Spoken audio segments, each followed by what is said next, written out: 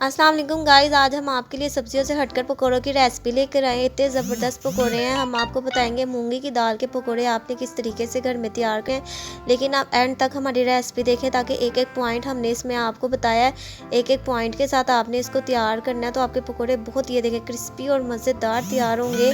आपने इसको ज़रूर घर में ट्राई करना है, लेकिन सबसे हमारे चैनल को लाइक कर दे, सब्सक्राइब कर दे और ज़्यादा से ज़्यादा शेयर कर दे। अब इसको तैयार करने के लिए आपने हाफ के जी मूंगी की दाल लेनी है। इसको आपने धो लेना है अच्छे तरीके से। फिर आपने इसको खुश कर लेना है। खुश करने के बाद आपने इसको ग्राइंडर में ग्राइंड करके इसका मिक्सचर तैयार कर लेना है। ये देखिए, आपने मूंगी की दाल को जग में डालना है, इसमें थोड़ा सा पानी डालना है और इसको ग्राइंड कर लेना है। इसका लिक्विड तैयार हो जाएगा। सबसे पहले आपने एक पैन लेना है, इसमें आपने 1 कप बेसन को शामिल कर देना।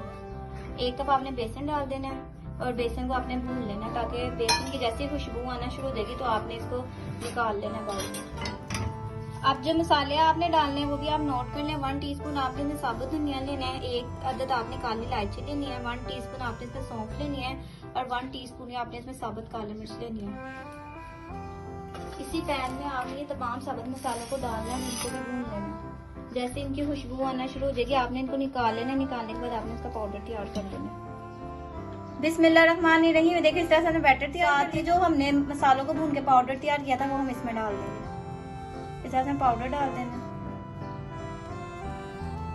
साथ ही आपने इसमें बेसन को शामिल कर देना। जो हमने बेसन भुना था वो आपने इसमें शामिल कर देना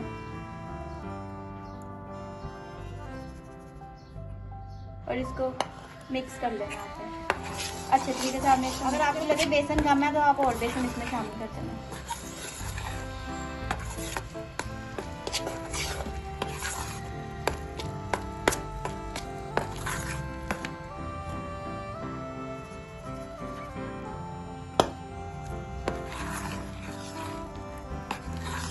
ये देखिए, इस तरह से आपने अच्छे तरीके से मिक्स कर लेना। अब आपने इसमें हल्दी ज़रूरत नमक को डाल देना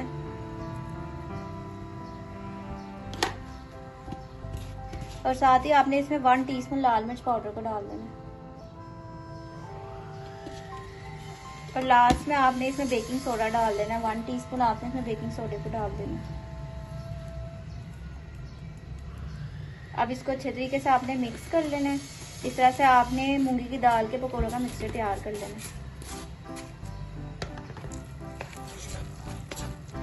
बिस्मिल्लाहिर्रहमानिर्रहीम। देखिए, आपने ऑयल लेना है, इसमें आपने मूंगी की दाल के पकौड़ों को फ्राई करते जाना है। इस तरह आपने इसको फ्राई करते जाना है।